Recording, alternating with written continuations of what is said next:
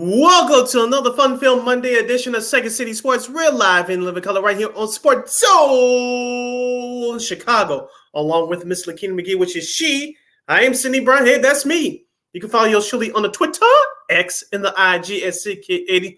Once again, it's SidKid80. That's SIDKID80. That's SIDKID80.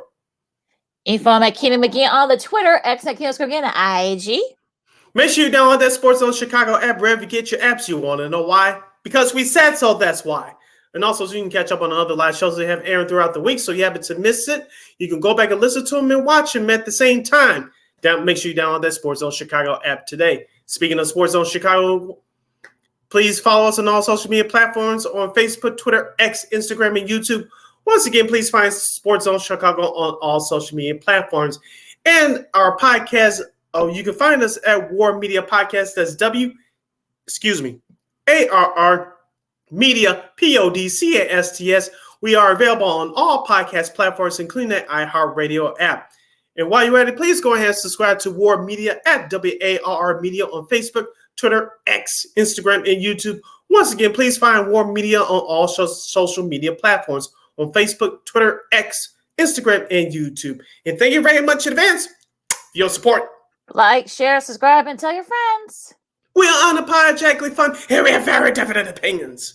If you have any definite opinions during our 2-hour extravaganza we call a Sports Talk Radio Show, you can always go to the comments section at Sports Zone Chicago's Facebook page or at Sports Zone Chicago on YouTube. Type in those questions or comments in the comments section. Lakina will get them up on the screen for you. But if you decide to troll and or do something silly or stupid, I've given Lakina full power to give you fools the Taylor Swift boot. Toodles. But before we begin, we must remind you, you can also catch Sports Zone Chicago now available on Roku TV. That's right. So celebrate with the squad and give it the program. Sports Zone Chicago is now available on Roku TV. If you already have a Roku television, just tap on the sports folder and download that Sports Zone Chicago app. If you don't have a Roku television, but you have some handheld devices laying around, iPhone, iPad, iTouch, your Chromebook, or your personal PC computer, just head up to the Google Play Store and download that Roku TV app and access Sports Zone Chicago through that avenue. So no more excuses. Celebrate the squad and get with the program. Sports Zone Chicago is now available on Roku TV. 24 hours a day, 7 days a week, 365 days a year. Live and on demand. Anytime, anywhere. And you know we will provide. I'm getting ex-boyfriend. Four-man rush. Fields flush out of the pocket, in trouble. Throws on the run, and he's got a completion. Chase Claypool comes on the fake. Fields, a lot of time. Can't find anyone. Pressure from Dana.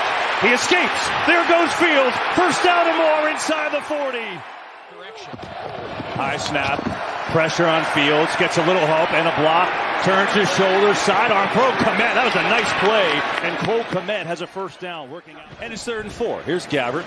Some pressure coming. Gets it away. And it's intercepted. Jack Sanborn's got it. One man to beat. Sanborn if he can do it. And he is going to be taken down inside the 30.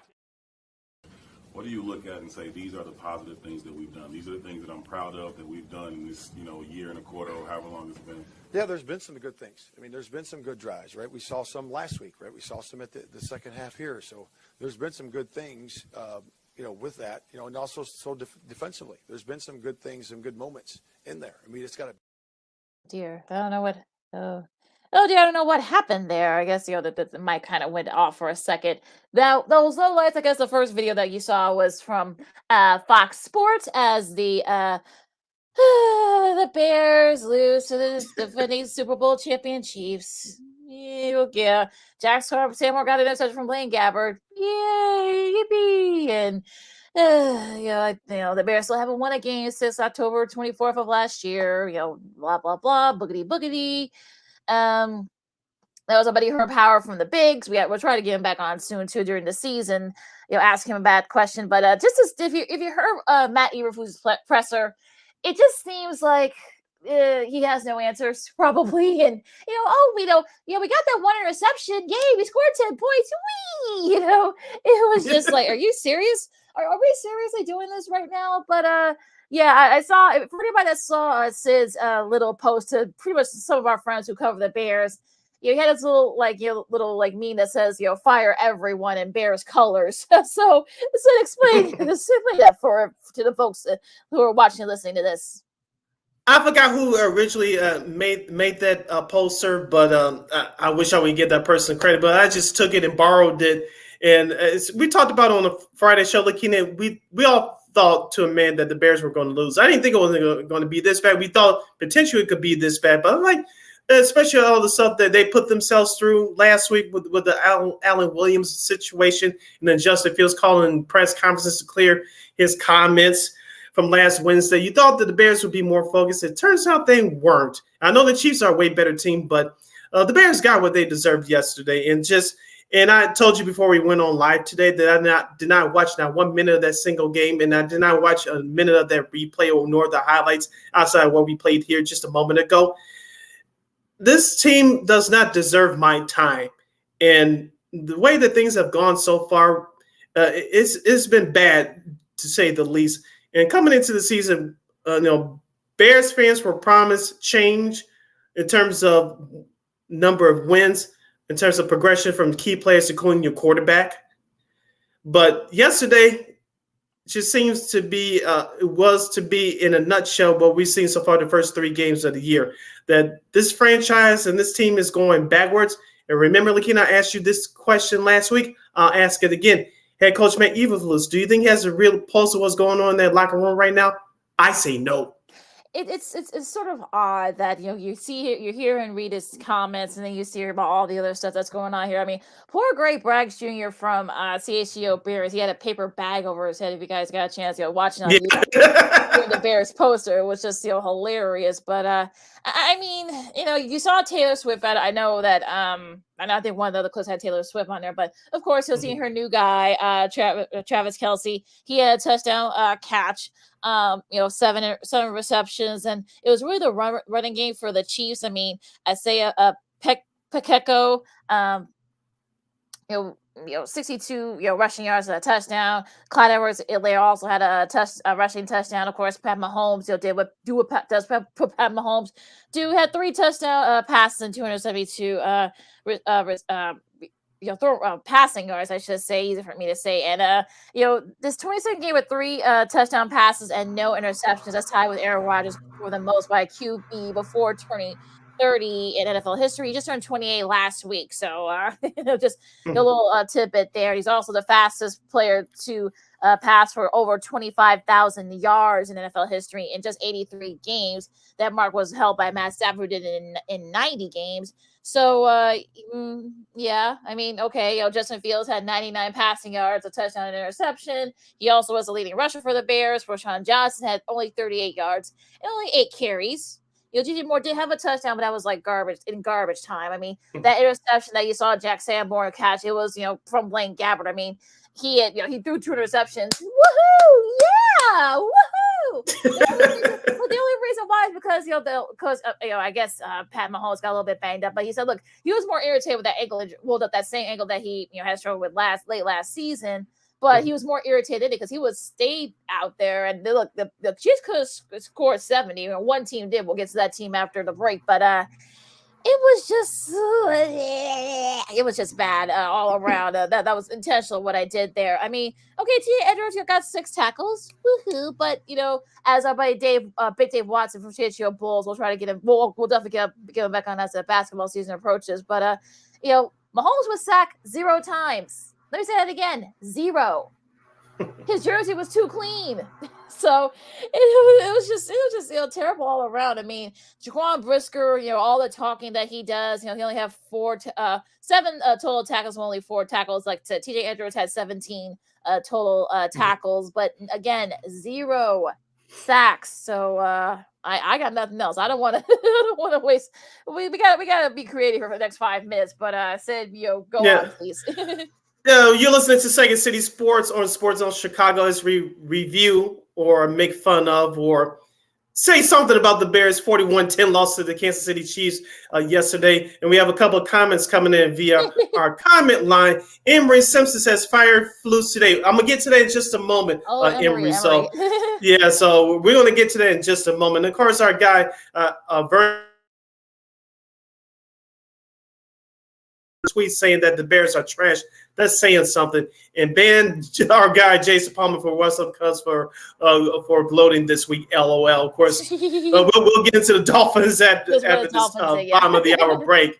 But here's the thing, Lakina. I actually saw this via my Twitter machine yesterday when Fields got hit in the fourth quarter, Lakina, as they went for that field goal, I believe. He got concussed. Yep. And guess what? Did you see him stumbling? Lakina, I forgot who. I think it was DJ Moore was trying to help him up, and Justin Fields was walking the other way like Ned the Wino from that TV show Good Times back in the day. Yeah.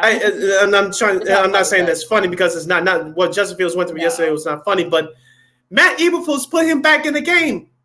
And I said to the respectable people that cover the team, Matt Eberflus' ass should be fired. You don't do that to a franchise player who's we know the quarterback position is the most important position on a football team, perhaps the most important position in sports. When your guy gets dinged around like that in a blowout, especially when he gets hit, why are you putting him back in the game? It makes no sense. Yeah, I mean, I saw him. He was like, it's inexcusable, unacceptable.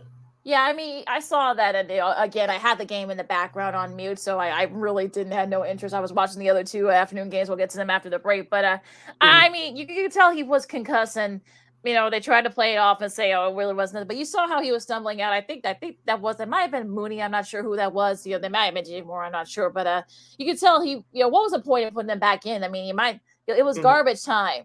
The 10 points. Yay! The only reason you just kept getting shut out. Woohoo! So it's just silly how all this kind of played out. And I want to do these little stats here real quick. This is from Ollie Conley, who's a Bears. He's a Bears fan. He's in Britain, and he does journalism, and he's from the Guardian, the U.S. version of the Guardian. And this is, I want to make sure I do this tweet justice. So the Bears defense over the last 2 seasons under Eberflus, dead last in EPA play. Dead last in drop back EPA play, dead last in pressure rate, dead last in pressure rate with 4-man rush, 30 dead last in sacks per game, and dead last in yards conceded per coverage snap. So take those stats for what you will, and it's almost a break yet. Lakina, we talked about the Trestman years. Of course, we were doing our shows down on State Street. Shout out to ICP. We were doing our separate shows down on State Street. Of course, we were doing it. I was helping you out as well, doing our shows during that time. And that Trestman era, even though it was 2 years, it was bad. John Fox, even though he brought some respectability back to the organization, we know that those last 2 years were bad. The Matt Nagy years we talked about on this program was bad, but Matt Eberflus is not off to a great start. You can give him a sort of a pass from last year because they're a clean house from the Matt Nagy era. But what's going on this year? Like I said, this train is going backwards instead of forwards. And for the people, I heard some comments from some pundits over the last 24 hours about talking about new GM Ryan Poles. I'm not calling him a king yet, and I'm not ready to throw him out of his GMC yet either. But he's on the clock now, Lakina. He's on the clock. And your head coach, who's a defensive guy, you just ran up those statistics, he's on the clock too.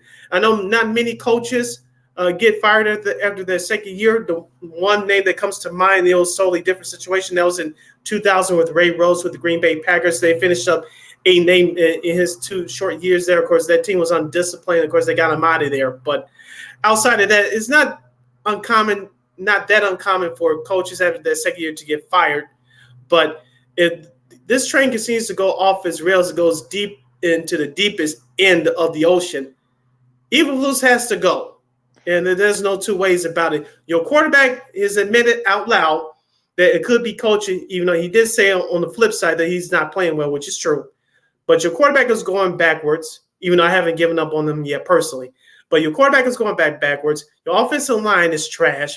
The defense that you built via free agency in the offseason and did not position yourself to draft any pass rushers in the draft, it's starting to show. And your offensive coordinator, Luke Getsy, who worked with Aaron Rodgers, that's not enough. The game plan is trash. And who's at the head of that? Your head coach. Like I'll ask you one more time, and our listeners and viewers out there on Sports Zone Chicago, does Matt Eberflus really have a pulse on this team? I say no. Yeah, you can kind of tell that, especially after the whole thing with Alan Williams and that whole situation. We won't get into it. I know there's some stuff that kind of came out, but again, we won't rehash that. But in closing here, I know some people say, why can't Kevin Warren say anything? It was a new, of course, president for the Bears, but you wonder though, will the ownership let him, chime in on football stuff? I should say. Was only brought in to secure the stadium rights and all that stuff. So, if you're Kevin Warren, you're probably wondering, okay, can I get my job with the Big Ten back? I mean, it was just like, I don't think he expected this, to kind of all this to sort of kind of fall into place here. But at this point, I'm just like, they're kind of a laughing stock. And again, I'm sure there's going to be the team they're going to be playing next week is probably going to be up there too. We'll get to that after the break. But I'm just over this team. I mean, I just like, remember when Mark Trestman said when he came in, he let it slip that this team's going to be. I'm sure he meant to. Of course, he meant to say unselfish and disciplined.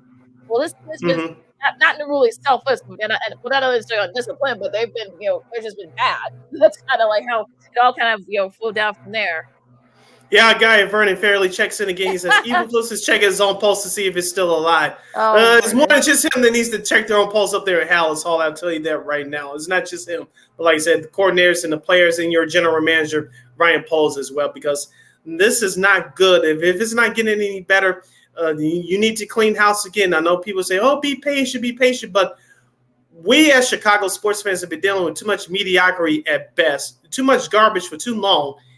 And the standard is not what's going on right now. The standard is higher, and they're not getting there. I know things don't happen overnight, but the way the season was presented to us, the promises that we thought that was going to happen, show me where's the lick of hope, Lakina. I haven't seen it.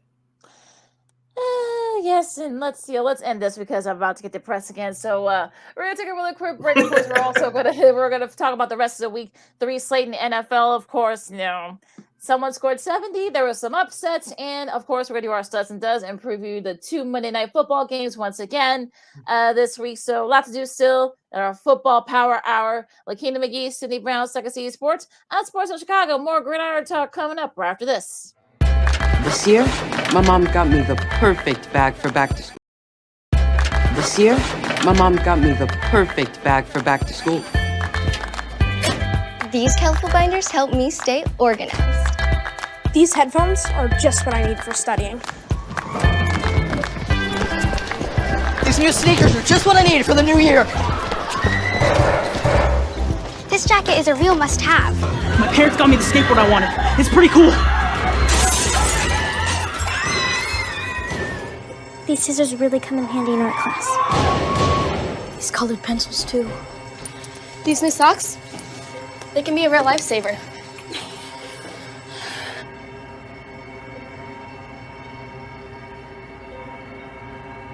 I finally got my own phone to stay in touch with my mom.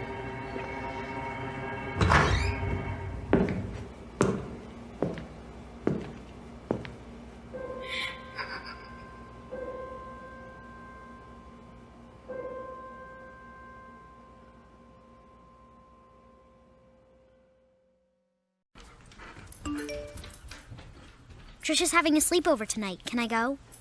I wonder about Lucy's friends. What should I say?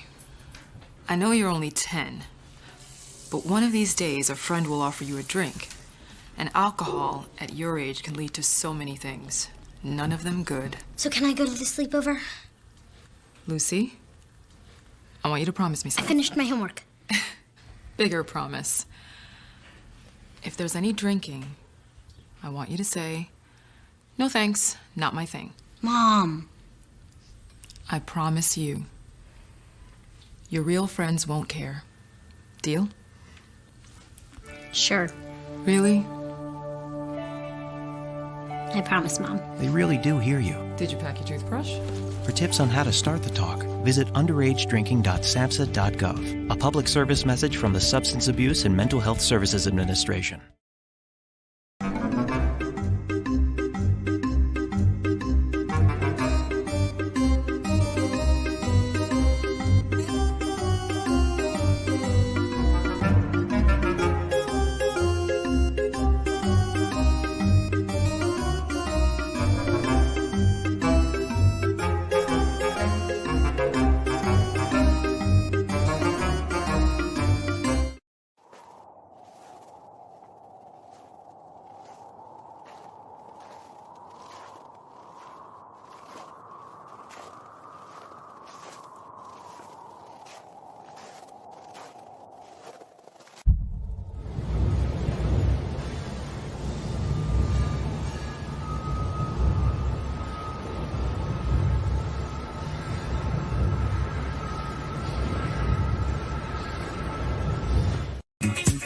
Hey, this is Dr. J, and I listen to Sean and Maya in the morning.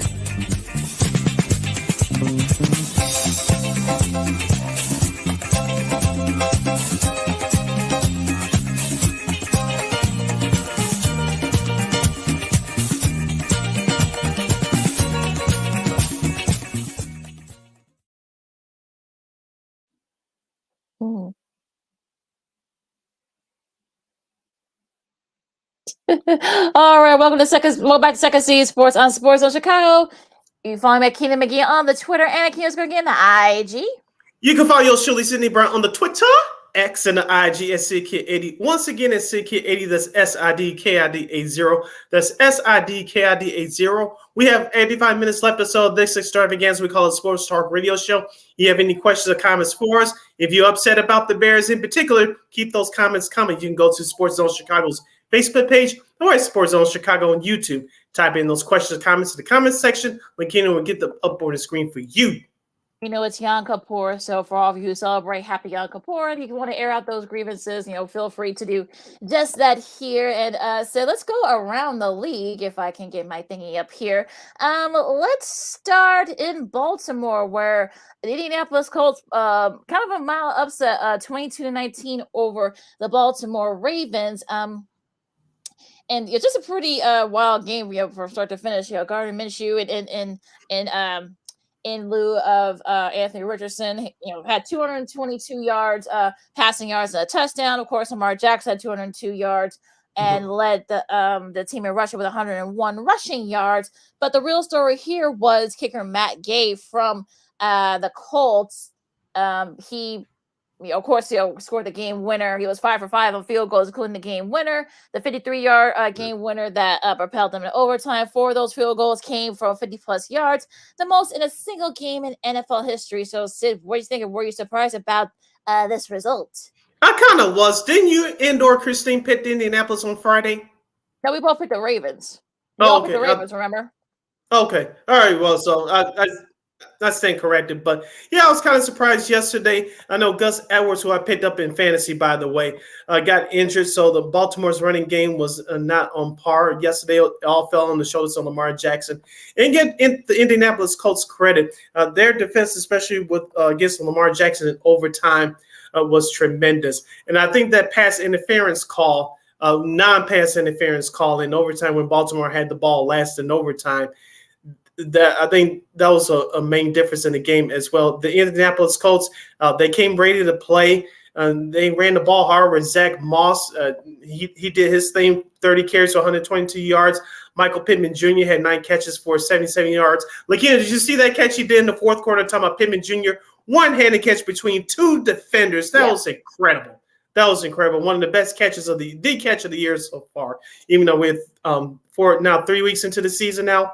3 weeks into the season, so that's the catch of the early candidate for catch of the year so far. But the Indianapolis Colts fought hard. Baltimore had a chance to put them away early in that second half. They didn't do it. You let teams like Indianapolis, without their star quarterback like rookie Anthony Richardson, let teams like that hang around that find ways to win. That's what happened yesterday. Yeah, I'm gonna get to my with my studs and does with the Ravens in a second. I mean, yeah, that pass interference should have been pass interference, but at the same time, though, I know they were out there starters, about the Ravens were. There was no way. Look, Lamar, took a sack, which they could have saved the timeout if he had just thrown the ball away or had tried to run out of bounds. He had the room. Maybe he could have saved some time, but perhaps try to get one more time, and then maybe Justin Tucker could have a little bit closer, and then maybe Tucker could have finished off with a field goal on the flip side. So that was the Ravens did get hosed, and they were out 7 stars, but they still should have won this game. I mean, I don't really, I don't care what anybody says. So to Cleveland, the Browns. Well, this is when we all were wrong here. We all said the Titans, and of course the Browns beat the Titans pretty handily, 27-3. Deshaun Watson had 289 yards, threw for 289 yards, I say, and 2 touchdowns. But it was really the defense. Of course, Amari Cooper had 116 receiving yards and one of those TD catches. But it was really the turnovers that were the difference. I think Myles Garrett, had an interception, and not an interception, but I think he had 3. I know Ryan Taylor was saying 5 times. A couple of those were from Myles Garrett. So Yeah, kind of a surprising score. Not a big surprise that the Browns beat the Titans, but I think the score, I think, is what threw a lot of people off. Yeah, this was Deshaun Watson, in my opinion, his best game all around as a Cleveland Brown. And you mentioned he threw for close to 300 yards and 2 touchdowns. Congratulations to Jerome Ford of the Cleveland Browns for his first career rushing touchdown. I think even though they signed Kareem Hunt, I think Jerome Ford and Kareem Hunt could be a nice 1-2 tandem for the Cleveland Browns offense. But as we said on Friday, Lakeem, at least I did anyway, the Titans had an impressive win in overtime last week against the Los Angeles Chargers. You think that when it's time for you to trust them, they put up performances like this. I thought things would be different, but it turned out I was wrong. Yeah, just I think a lot of us were wrong on that front. So I don't know what happened to the Titans there. They followed 1-2, so it'll be interesting to see what happens there. Now going to Miami as the Dolphins, as Kevin Harlan said, who called this game for CBS, they danced their way to 70 points, which is a rarity in the NFL. Yeah, doing the Cupid shuffle. I know. I was wondering what that was. I thought it was a Congo for a second. I know Gloria Estefan and her husband Emilio are part owners of the Dolphins. I know they're big Dolphins fans, so I'm sure they were. They got a kick out of that. Tua had 309 passing yards and 4 TDs. Devon Achane, I think I might be butchering his name. The rookie from Texas A&M had a big day here. He had 203 rushing yards and 2 touchdowns. While Raheem Mostert, of course, we remember that name, rushed for 82 yards and 3 TDs. And just want to make a note about what the Dolphins did in general. That's just the fourth 70-point game in NFL history, including the playoffs. They're also the only team to record 5 rushing TDs and 5 passing TDs in a single game in the Super Bowl era. They gained 726 total yards. That's the second most in a game in NFL history, trailing only the 1951 Rams, who had 735 total yards versus the old Yanks. They ended up being the Giants. And yeah, just about everything else. So yeah, so Sid, what do you think about this one? They danced their way into a 70-point score here. Yeah, shout out to head coach Mike McDaniel for putting the gauntlet down on the Denver Broncos yesterday. And shout out to my guy Tyreek Hill. He's on my fantasy team. 9 catches, 157 yards and a touchdown. He gave me another 30+ points performance. Yay! Outside of that, looking at this, watch at least at the beginning of this game, I saw the score in the second quarter. I was like, okay, this is over. But the Dolphins kept on scoring, so I saw some clips on NFL Red Zone and various other games that I was checking out. But the Dolphins, I know some people on social media, they're going to say, oh, this Dolphins offense is like the 99 Rams or the 98 Vikings or some of those early 90s Buffalo Bills teams, which they had great offenses. But let's give it – first of all, Miami's not going to score 70 points again. You probably won't see that ever happen again, even though we're into this offensive era right now. But let's give it a few weeks to see what this Dolphins team really is. They're very good defensively, but I want to see Miami do this against other teams like the Jets or the Dolphins, or I want to see them do this against the Bills. And they can do this against better competition, put up points like that between 30 and 40 points, and then I'll have some respect for them. Do I hate them now? No, but I want to see them do this against better competition. Yeah, and this is again, we'll get to the Broncos or our studs and duds because they've got a lot to say about them and the Patriots. We saw this game. We had the game here in Chicago. Got their 15th straight win against the Jets. 15-10. Which is a pretty, I know it was a weird game nonetheless. 201 yards that Matt Jones passed. He also had a touchdown. Those went for a touchdown. Zach Wilson 157 yards passing, but nothing really much after that. He was sacked 3 times. Dalvin Cook only had 18 rushing yards. And of course, Zeke Elliott had his best showing so far as a Patriot, 80 rushing yards. And just a quick note there: if Zach Wilson, if Randall Cobb had not slipped during that Hail Mary, he had a chance to catch that ball. So the Jets had plenty of chance to to get into this game, but the Patriots eked another one out against the Jets. Yeah, I think you and Christine picked the Jets on Friday, and I told you New England always finds a way to beat the Jets, and especially in the Meadowlands, and that's what happened yesterday. Lakeen, I did turn to this game a couple of times. It was a doozer until doozer. I almost forgot what I was going to say. But that game was a doozer from for most of the day fourth, until yeah. Zach Wilson and the Jets drove the ball to score their only touchdown late in the fourth quarter. But outside of that, I knew New England was going to do the little things, especially defensively, to win that game, and that's exactly what happened. You mentioned Dalvin Cook and Breece Hall. Where was he yesterday? I didn't see him run the ball much there either. So the Jets players on defense can talk about, oh, we like the 85 Bears, blah, blah, blah, blah, blah, blah, blah. Okay, you have a good defense, but all good defenses, if they're not backed up by their offensive counterparts, they start to break. You're starting to see that right now with the Gang Green. And you wonder if Zach Wilson is really going to be the answer. I know Matt Ryan said that they called him. Well, I don't know if that's true. You know, I think his agent reached out to them, and I think, look, if you saw that O-line, I probably wouldn't want to play for the Jets right now. But that's a whole different situation. So we'll see what happens there. Now to DC, or just outside DC. The Bills just hammered the Commanders 37-3 in the perfect kind of get-right game, their best performance so far. Josh Allen threw for 218 yards and a touchdown. He also had a rushing touchdown. James Cook had 98 rushing yards. On the flip side for the Commanders, Sam Howell was sacked 9 times. Let me say it again, 9 times. They're usually the highest this year in the NFL. Brian Robinson Jr. has 70 rushing yards. Not bad, but it was really the Bills defense. I mean, they looked really good yesterday.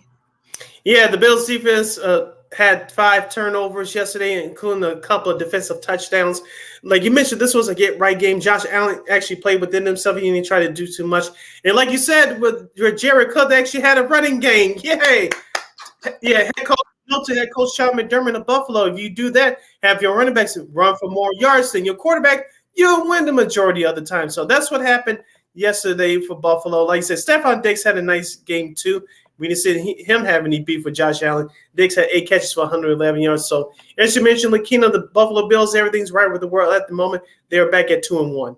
AJ Epinesa had that pick six I was talking about. Interesting note about him, he actually played AAU basketball with Jason Tatum. Just learned about that on ESPN on Get Up this morning. So that's pretty cool. So yeah, of course he went the football route and he got his first pick six. So that's pretty cool. And speaking of get right games, I think Detroit, this is a perfect get right game for them. They had no trouble with the Falcons, 20-6. And I think, look, Jared Goff had his best showing so far, 243 yards and a touchdown. Jahmyr Gibbs had 80 rushing yards. But again, it was really the defense. The Lions defense sacked Desmond Ridder 7 times. So, Sid, I mean, it's a total team effort. I think Dan Campbell would approve this performance. Of course, as I said on Friday when we did our picks with Christine, that the Lions would have a get-right game, losing in a heartbreaker the week before against the Seattle Seahawks. And don't forget about Amon-Ra St. Brown for the Detroit Lions, their number 1 wide receiver. He had 9 catches for 102 yards. But on the flip side for Atlanta, we didn't hear much from Bijan Robinson because, as you mentioned, Desmond Ridder, their quarterback, was sacked 9 times. I started watching this game yesterday, Lakina. I was more disappointed because I thought you will see a better fight in the Atlanta Falcons. You just didn't see that. It was all by the Detroit Lions defense in particular. And Dan Campbell would approve of this performance yesterday because you saw it in spots last week against Seattle, but they just couldn't finish off the Seahawks. But they learned their lesson and put together a 4-quarter performance, and that's why the Lions are now 2-1. Yeah, the perfect get-right game for the Lions there. And as we go up north to Lambeau, the Packers scored 18 unanswered to come back and beat the Saints 18-17. Jordan Love had a game-winning drive, threw for 259 yards and a touchdown. And he also rushed for 39 yards. Of course, they were again without Aaron Jones once again. Romeo Doubs had that touchdown catch that kind of sealed the win there. And, of course, with their defense, I know Derek Carr went out with an injury. Thankfully it's not too serious, so he probably will still miss a few weeks. But Jameis Winston, not too bad, but again, you can kind of tell he was still kind of cold because But again, do you think this is more a great comeback by the Packers, or could it be that maybe the Saints let them just get away? The Saints clearly let that game get away because that Derek Carr injury basically sealed their fate. And of course, that final drive when Jameis Winston was at the helm really sealed the Saints' fate, really shut the door. But the Saints played great defensively, especially in that first half. You thought they were going to pitch a shutout, in Lambeau Field. When was the last time the Packers were shut out in Lambeau Field? I know it has to be some years since that last happened, but the Saints also too got a punt return for a touchdown, which you rarely see in Lambeau Field. So the Saints played almost a perfect game, but it's just that fourth quarter after that Derek Carr injury that Green Bay took advantage of it. The Packers' other wide receiver, Reed, he dropped a couple of balls too, but he bounced back with a big catch on that final drive. And also, too, you mentioned about Jordan Love. He was their leading rusher yesterday with 39 yards and a rushing touchdown. So the Packers, even though they haven't looked great to start the year, but they've taken advantage of little opportunities, and that's why they have a record, which they do have, which is 2-1 right now, tied with the Lions in the NFC North. Yeah, it was, kind of came out of nowhere there, but I don't think anybody expected them to come back after being down 17-0. But there you go. As this is Second City Sports on Chicago, Lakina McGee, Cindy Brown with you. We're recapping the NFL Week 3 slate. We continue down in Jacksonville, and probably one of the bigger surprises of yesterday was the Texans beating the Jags 37-17. CJ Stroud with a solid showing, 280 yards, 2 TDs, no interceptions. Damian Pierce had a rushing touchdown, and it was really kind of like their defense. I think Tank Dell had 145 yards and a touchdown catch, his first of his career. So this was actually a really cool and a good win for the Texans for his first D'Amico Ryan's first win as coach. Yeah, I was watching some of this game live via this computer screen yesterday, Lakina. I forgot that the backup fullback's name for the Texans, but did you see him return that kickoff for a touchdown? First of all, it was a bad kickoff by the Jaguars, which was inexcusable. But that fullback slash backup tight end, he took it all the way for the touchdown. I said, this game is hilarious. I was like, this game is over for Jacksonville. On the flip side for Jacksonville, Trevor Lawrence did not have a good day. I started him on my fantasy team. Of course, I benched Justin Fields, who did worse, so it canceled itself out. But Travis Etienne barely had 88 yards rushing. He was the only offensive star for the Jaguars yesterday. But it was about the Jaguars' penalties. They had a lot of goofy penalties yesterday, including Calvin Ridley, who did not have a good day yesterday. He had 2 false starts on his own. And then you mentioned on the flip side for the Texans, they brought the house defensively. So we talked about this during the preseason, Lakina. D'Amico Ryan's new head coach of the Texans. Their defense is going to be fine. They just got to do something on offense. I talked about Nico Collins being a stud wide receiver for Houston. Tank Dell looks like he's going to try to take that spot as well. So CJ Stroud, as I said, he's going to get better as the course of the year. He's off to a hot start already. Yeah, he really has. He's looked really good so far. So I think the Texans, like I said, Texans are going to have fits for good give teams fits. I don't think it's going to be an easy win for folks. So maybe watch out for the Texans. The last game of the noon slate, probably one of the better games. You got the Chargers and the Vikings, 28-24. Justin Herbert, who's on my fantasy team, had 405 yards and 3 TDs. Keenan Allen not only threw for a TD, and he caught 15 of those 405 yards by Mr. Herbert, and got me 42 points on my fantasy team. Congrats. So, thank you. On the flip side, Kirk Cousins had 3 passing TDs, but only an interception that ended the game. Because they were actually right there. They probably could have won the game, but unfortunately, Cousins threw it kind of rushed and of course, got that interception late. Unfortunately, Justin Jefferson had 149 receiving yards and another touchdown on his part. Unfortunately, Mike Williams, like he's done for the year with a torn ACL, so you feel for him once again. But yeah, what do you think about this game?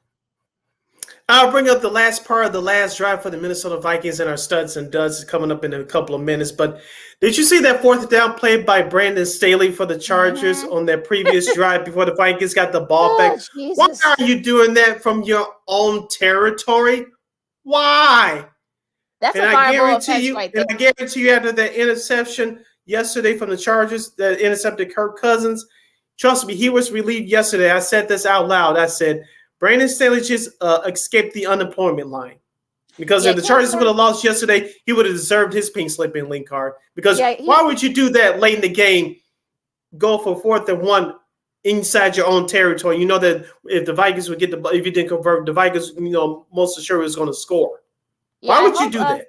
Yeah, I hope Kenneth Murray Jr. got a nice little dinner from Coach Staley after that, because he owes him dinner, because he basically saved his butt. So Yes. yeah, but yeah, now the Vikings are 0-3. The Chargers go to 1-2. Now the first of the 3 o'clock games, other than the Bears Chiefs laugher. The Seahawks, no letdown here. The bounce back from their loss 37-27 against the Panthers, which would actually be not a bad game. Andy Dalton had 2 TDs on the losing effort threw for 361 yards in the losing effort for the Panthers. Smith threw for a touchdown, 296 yards. DK Metcalf had 112 receiving yards. Kenneth Walker Jr. 97 yards and 2 TDs for the Seahawks. So yeah, pretty solid showing for the Seahawks. Yeah, you mentioned Andy Dalton. He played well yesterday in his first start of the year, as rookie quarterback Bryce Young is down with an ankle injury for the Panthers.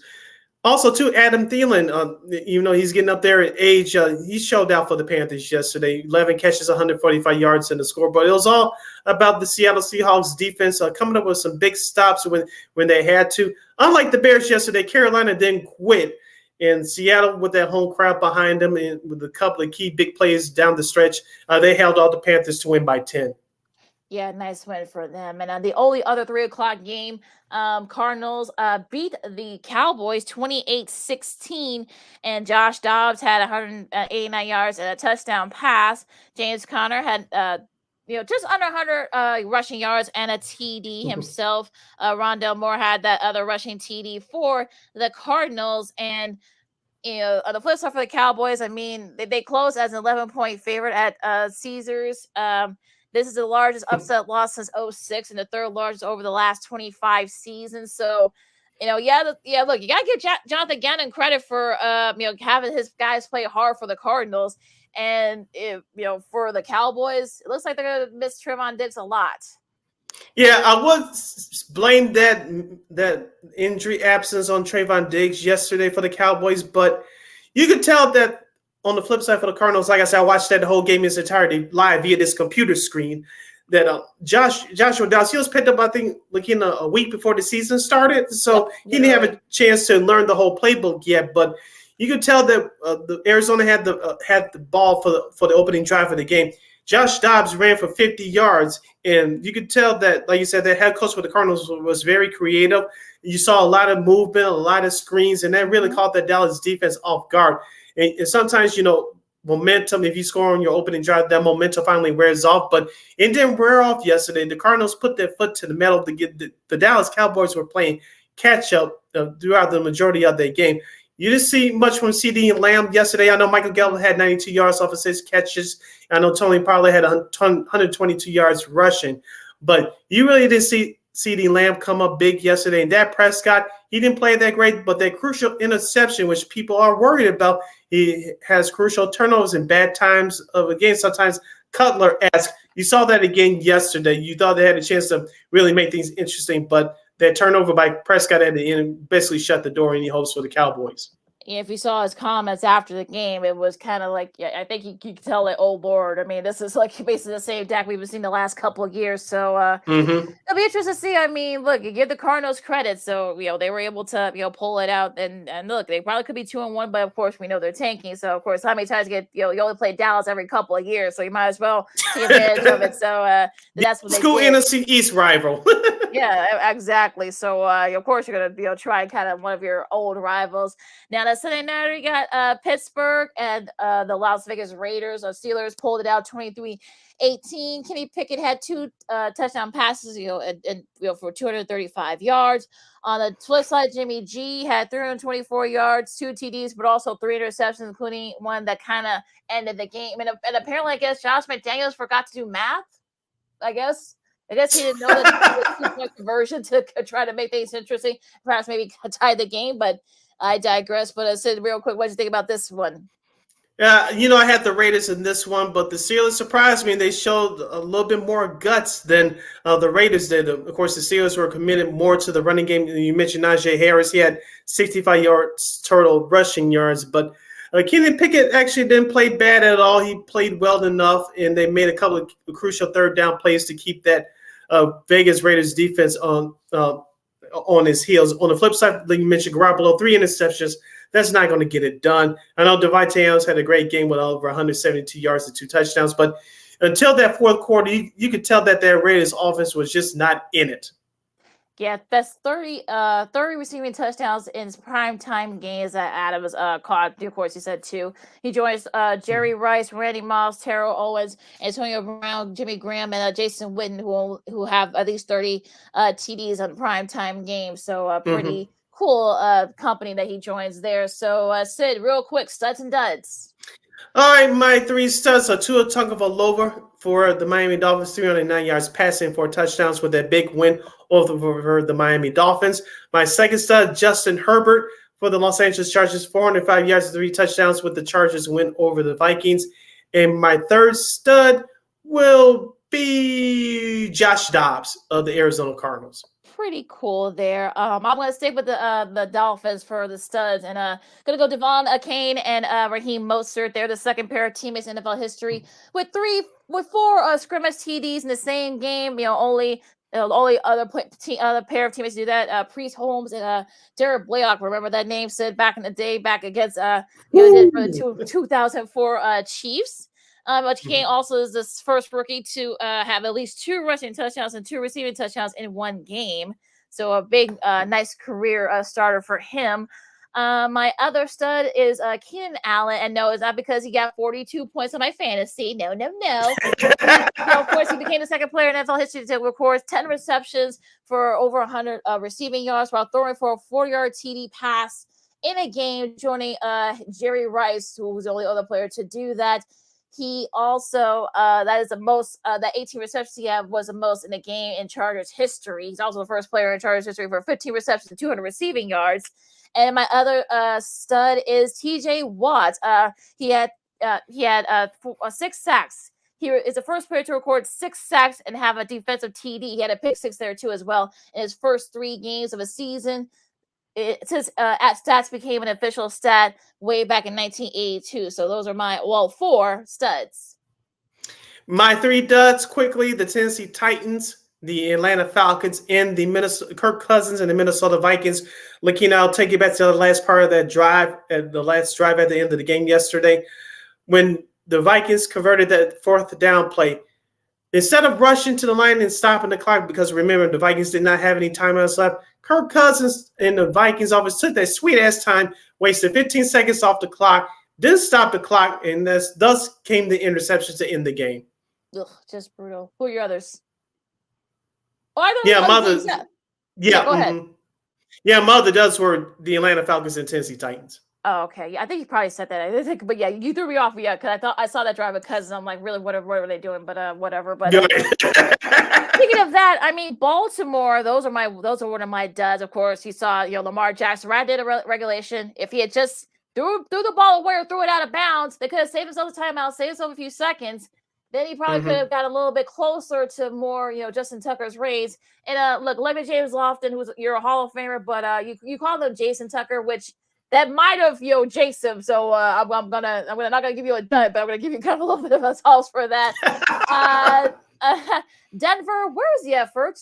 Like they just seemed like the defense was kind of sleepwalking. They're saving it for the Bears.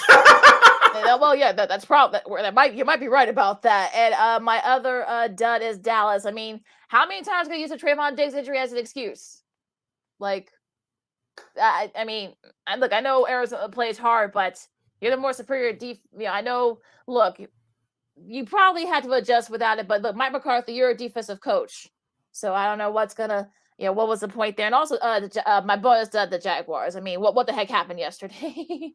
All right, real quick, looking at 2 Monday Night Football games tonight. You had the Los Angeles Rams at the Cincinnati Bengals, and then you had the Tampa Bay Buccaneers facing off against the Philadelphia Eagles. Yeah, the Eagles Bucks game will be on ABC and streaming on ESPN Plus. Also, too, that second game that you're talking about, the Rams and Bengals, will be on ESPN and ESPN2 simulcast. I think there is a minicast tonight. I think so. Make sure you guys check that out. Yeah, our number 1 in the books. Our number 2 straight ahead as you listen to the Monday edition of Second City Sports on Sports Zone Chicago. We'll have Week 4 review of college football. Deion Sanders gets humbled by Oregon. Notre Dame and Ohio State fight to the finish. Northwestern actually wins their second game of the year. We got to discuss that. The Fighting Illini survives FAU, and the Chicago Cubs send their fans home happy at the friendly confines over the weekend. That and Old School TV Monday and a whole lot more. As you're listening to Second City Sports, you're live in 11 color right here on Sports Zone Chicago. No, I don't know, though. I'm scared. I mean, you're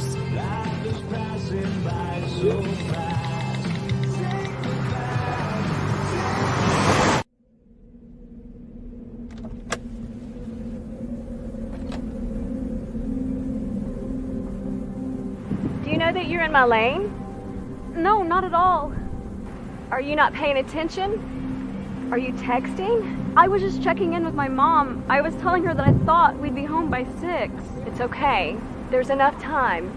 Just pay attention. I'm not even halfway through my text. There's no way. I'm not even going to look up. My babies are in the car. You have to pay attention. It's just supposed to be a quick text. I'm so sorry.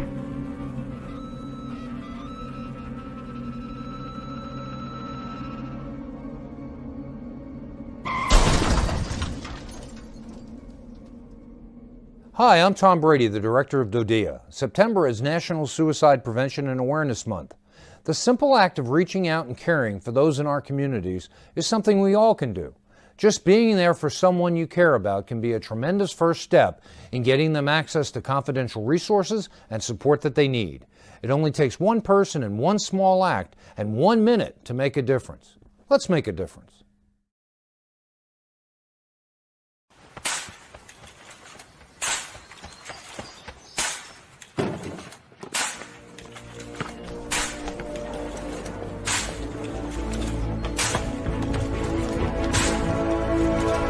Move it!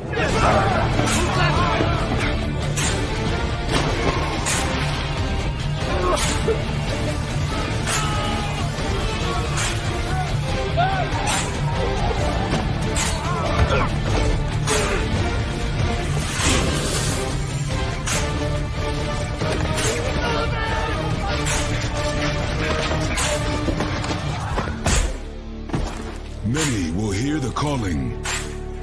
Few will earn the title. United States Marine. The few, the proud, the Marines.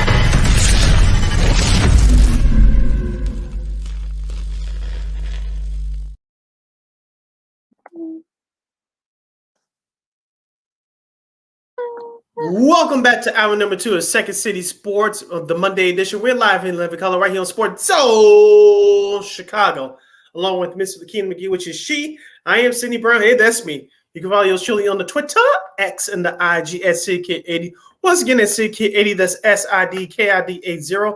That's SIDKID80. You can follow my Keena McGee on the Twitter, X, and Keena McGee on the IG. We have less than 80 minutes left of this extravaganza we call a Sports Talk Radio Show. If you want to send us any comments and questions our way, keep them professional and fun, of course. You can always do so by going to Sports Zone Chicago's Facebook page or at Sports Zone Chicago on YouTube. Type in those questions and comments in the comments section. Lakino will get them up on the screen for you. All right, let's go to the college gridiron, Sid. Georgia, no trouble with UAB.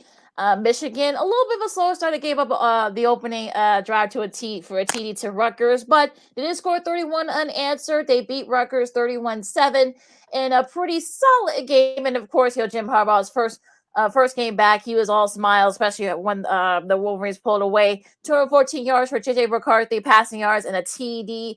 Blake Corum had 97 yards and 2 TDs, and they were able to kind of at least slow down Rutgers off after giving up that opening TD to them early on. Texas, no trouble with Baylor.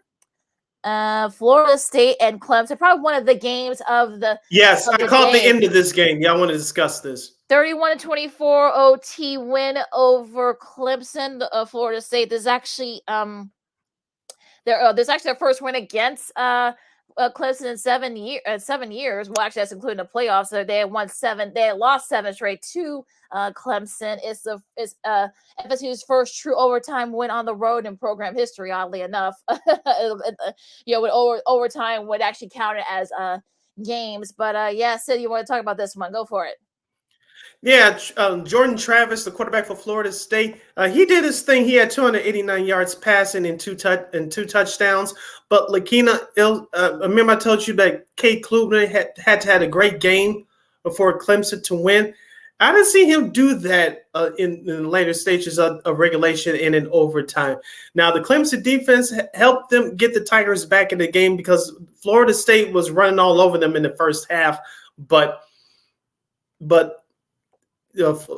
Clemson did get back in the game in that second half, but that Jordan Travis, that quarterback for Florida State, he showed me something. I'm not saying he should be up there as far as the Heisman Trophy award, but he showed me something during the later stages of the game on Saturday when Clemson was making that comeback. Of course, you saw that he threw that touchdown pass in overtime for the Florida State Seminoles to win. And I think it was Sean McDonough who was on the call on ABC, and he said that the Clemson reign as far as running the ACC may be over. And I said, yeah, Florida State, I think they're for real. I'm not saying they're going to the college football playoff, but you got to consider them one of those teams to get you had to consider FSU to be one of those teams to get those 4 spots now. Yeah, their defense is actually pretty solid as well. Talking about the Seminoles, so they could definitely be. Some people say it could be sleepers if you want to call them that. But yeah, I think. Look, unfortunately, I think this is like the first time I think since Dabble has gotten there that Clemson has lost 2 conference games before October. So it could be another lost season for Clemson. So we'll see. Yeah, USC might have gotten caught looking ahead a little bit. They only beat Arizona State 42-20. I know they dropped down in a couple of the polls there. Caleb Williams, 322 passing yards and 3 TDs. Marshawn Lloyd had 154 rushing yards for the Trojans. So, not too bad. But I say I'll give Arizona State a good effort. I mean, this is probably like their bowl game, so they're not going to bowl game this year with all the violations under former head coach Herm Edwards. But I think USC got the classic, even though they were coming off a bye, this is one of those like classic look ahead games, I think. Yeah, especially when you have a bye week, you face an opponent that's less than you kind of take things for granted. But as you mentioned, USC has a big game against Colorado next week, and facing those types of teams, you got to take care of business right away. Like you said, they got caught looking ahead, but they did enough to get by Arizona State. I think this is more. I think it's a little bit of both, but you have to get, like you said, Arizona State, the Sun Devils, more credit. And those kids you mentioned, they really have nothing to play for, but they just play for pride at this point. But you had to give them an A+ for effort. We all know they weren't going to win, but as long as you put in a maximum effort, results are going to come. Now it didn't show up in the win column, but as far as effort is concerned, you had to give Arizona State credit for that. Yeah, I think they're definitely going to give your teams all they could handle the rest of the conference. One of the games of the week, you got Ohio State and Notre Dame, of course. Ohio State pulled it out 17-14. Kyle McCord, I guess he kind of showed he got a little bit of cojones there, playing that hostile environment in South Bend. 240 passing yards. Sam Harmon had 125 yards and a touchdown, but it was really the defense. Trevion Henderson had 104 rushing yards and a touchdown. Chip Trainum had only had 13 rush yards, but he had the big one there that kind of catapulted them into the Buckeyes and said win against Notre Dame. And this is actually, if I can get it down here, this is actually the Buckeyes' 6th straight win against Notre Dame. That's tied for the 3rd longest win streak versus Notre Dame in the AP era, only trailing Michigan State and USD, who both have won 8 straight. Yeah, that game was kind of a doozy as well. I did watch the final few minutes of that 4th quarter, Lakina. I will say this about that fighting Irish defense. Marcus Freeman's got something with that Irish defense. And as you mentioned, I thought that Ohio State would put up much more points than they actually did. Give the Irish defense credit for that. They pressured McCord all night long. The running game for Ohio State couldn't get going until the end there, especially on that final drive. But Notre Dame, I'm not saying they're going to be a top 4 team to qualify for the playoff, but they hung tough against Ohio State. Now, those games they should be able to win down the road, but we all know there's no such thing as moral victories. But you have to put that in the moral victory category for the Fighting Irish. Now, Ohio State, I'm not going to sit here and say they walk through that game because that was not the case. They just got punched in the mouth, and they decided to throw the final punch at the end. And speaking of throwing the final punch, quote unquote, did you check out the comments of that Ohio State coach at the end? He was talking with Catherine Tappan, putting Lou Holtz on blast. Yeah, I know. Yeah, I think Lou Holtz, of course, he's going to defend his. That's of course, he won national championship at Notre Dame in '87, but I mean '88, I should say. But I mean, what else is he going to say? I know Ryan Day kind of took that to heart, and I think he used it as motivation for his players. Look, I mean, if you want to make a big deal about it, I mean, look, whatever. I mean, I know he's 78. I'm talking about Lou Holtz is, so why are people taking his word for anything? But I mean, look, whatever helps you motivation. We're going to talk about that in a little bit, with a couple of these other games. But I had no problem with what Ryan Day said. And look, if that helps you, go ahead. I mean, it's fine. Going to the Big Ten, saying the Big Ten, but all Big Ten matchup here. You got Penn State easily over Iowa, 31-0. Drew Alliar. Yeah, what happened? Good grief! I was disappointed in this one. 166, I should say, passing yards and four TDs. Katron Allen and Bo Prabula combined for 127 rushing yards. It was really the run game that kind of helped it. In total, Penn State had 215 rushing yards total. So they kept Iowa off the field, and Iowa just couldn't get it going on offense. Yeah, I know it was raining, but I think the ball was very slim. I think they had about a dozen fumbles. I guess they kept fumbling the ball. Both teams did, but it was really Penn State that did even more to win. Yeah, that Nittany Lions defense for Penn State went after it from start to finish. And don't forget about Tyler Warren as well for Penn State. He had 2 touchdowns in the evening as well. So Penn State had all 3 phases of the game, offense, defense, and special teams working for him on this night. In Iowa, the reason why I said I was disappointed because we all thought coming into the year that Iowa was going to put up more points. They did it to start the year in the first couple of games, but at least as of this past Saturday night against better competition, they go back and hide. Yeah, and you can't do that against better teams. You can't. You cannot do that. That was the old Iowa offense that kind of showed up there. I think they had a negative. I think they had a negative rushing yards. I think, but yeah, it was just brutal. And you probably could say weather was an issue, but look, Penn State was able to do pretty good with that weather. So exactly. I don't know about all that, but Washington, no trouble with Cal, their old rival, 59-32. It ended up being a high, but a lot of this was kind of like garbage touchdowns. They had I forgot who. I gotta see who it was, but yeah, Jalen Polk had 127 yards and 2 DDs.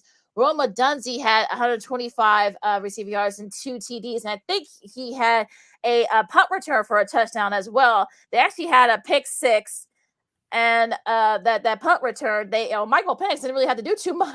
So, and it is interesting because he didn't do too badly. He had 304 yards and 4 TDs. So, he was kind of like I don't want to say it was a footnote, but he didn't really do too much. But the defense, I know that Cal scored some points, 13 points, 20, whatever. But it really was kind of in garbage time because that game was already decided. But really good showing by Washington.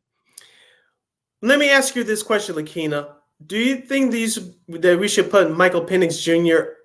up there as a top 3 candidate for the Heisman Trophy? But because he really gets no love. We talk about Drake May. We talk about Cade Klubner, who struggled with Clemson. We talk about Shedeur Sanders. And, of course, we talk about Caleb Williams out of USC, who's supposed to be the number 1 pick in next year's NFL draft. But is it time for him to give some Michael Penix just a little bit more respect? I mean, look, if you're Kalen DeBoer, who is the head coach for Washington, I'm sure you're fine with it. I know he probably doesn't mind. Yeah, I'm talking about Penix. He probably doesn't mind no one really noticing him. So, okay, well, I'll just put up more numbers and whatever. So I don't think he minds it. So yeah, I mean, look, if you're Washington, you're kind of quietly, you're undefeated, oh, no one's noticing us. Oh, okay, well, we'll just sit over here and beat up everybody. At least for right now, it gets a little bit tougher for them. But yeah, I think Washington, is definitely the best team in the Pac-12 in the last year of the way it's going to be. Now, of course, transitioning here to this next Pac-12 matchup, Oregon beats Colorado, basically hammering them 42-6. Now, I told you, Sid, that this could happen, and look, Bo Nix threw for 276 yards and 3 TDs, And Bucky Irving had 89 rushing yards for the Ducks. I mean, they just hammered them. Troy Franklin had 126 receiving yards and caught 2 of those TDs from Bo Nix. So it was really kind of like their defense. I mean, they basically kind of gave Shedeur Sanders all they could handle. I mean, Sanders was sacked 7 times. So, well, look, I know people saw there was this little video that kind of, that was circling around beforehand. And of course, Dan Lenning, who is the coach of Oregon, said, hey, we're playing for clicks. They're playing for, for wins. They're playing for clicks or whatever. I know people wanted to make a big deal about it. I think people need to also remember too, I mean, I'm sure Oregon kind of felt disrespected. And I think, look. Oh, yeah. Yeah. And I think they felt that, they took it out on Deion. I know folks want to try to make it something that it wasn't. But, what do you think, Sid? Yeah, I thought that Colorado would play a little bit better, but you saw the talent discrepancy between Oregon and Colorado. It was a men among boys. I'm not going to trash Deion. I'm still a supporter of his. Now, if you thought that Colorado was going to go undefeated for the season, you were crazy. We told you this was going to happen. Of course, remember, Travis Hunter is out for Colorado for the next few weeks, so I think that had something to do with it. But, Lakina, here's the thing that turned it around. Remember late in that second quarter, the Bo Nix interception, you thought that Colorado would get some points on the board, but Colorado didn't score in their possession. On the next possession, Colorado had them stop on third down. That fake punt that Oregon did, which was a nice call, by the way. I thought they killed any slight momentum that Colorado had to try to make a game out of it. And that's what happens between experienced teams and the team that's trying to grow within themselves. Like I said before, I'm not going to trash Deion Sanders. I know many of you goofballs tried to do that on social media, but Deion Sanders has done more at that program than you have done, not you, Lakina, but that people that are hating on them online that have done in their lives. So I'm still proud of Coach Sanders. There's still a lot of work ahead for that program, and they still 3-1, ladies and gentlemen. I know they're out of the top 25, but this loss will help that team down the road because you got to stay focused. You got to play 60 minutes, and don't forget Colorado had a bunch of penalties last week against Colorado State, which they got away with. They couldn't get away with this against a better team. You saw, and that cost them as well. Well, and look, and I'm going to counter that by saying, like, Deion is who he is. He's been this way since he was at Florida State. He does a lot of talking. Look, he's brought some of this up on himself too. He said some stuff that kind of people should be questioning. So, I think for me, look. I hope Deion succeeds, but I think he better be prepared that there are going to be a lot of these teams are going to be gunning for Colorado. So, of course, we'll see what happens next this Saturday against SC. But they better. I know people want to say, well, Travis Hunter would, but well, okay, we'll spot him 10 points if Hunter had played. I don't think it would have mattered. They still would have gotten their butts kicked, but whatever. And of course, staying in the Pac-12, Utah held off UCLA 14-7, and of course, Cam Rising. In his just still without him, as he's still recovering from that ACL injury. Look, UCLA kept it close, but they just couldn't get the offense going. And I think Dante Moore, who's a true freshman, that crowd over at Salt Lake City kind of got to him a little bit. Now they did make it interesting for a little bit, but UCLA just couldn't get it going on offense. Yeah, I did watch some of this game live too. Lakina at the Colorado was getting their brains beat in. I remember you was telling me on Friday that this could be a sneaky defensive game. You said both these teams have really good defenses. It showed on Saturday mostly from the Utah side, but I said in counterpart that this could be a sneaky offensive game. I was wrong. You were right, Lakina. I'll give you props for that. But like you say, Utah ran the ball well, especially with Jalen Glover. He had 25 carries for 86 yards for Utah. Utah basically had the running game on live. On the flip side for Arizona, like you said, that they couldn't muster any offense to the end. Dante Moore did not have a good day. I know he had the lone touchdown pass in the fourth quarter, but he had a couple of turnovers, only 234 yards passing. That's not going to get it done. UCLA could not get it going, especially in the running game. So shout out to the Utah Utes. They grinded out a defensive game and got the 7-point win. Speaking with the defensive thing, of course, LSU and Arkansas. LSU held off Arkansas. Alabama, they might have. They might have righted this ship. They beat Ole Miss 15. They did. Maybe they did 24-10. Jalen Milton probably had his best game so far. Threw for 221 yards and a touchdown. Chase McClellan had a rushing touchdown, 105 yards.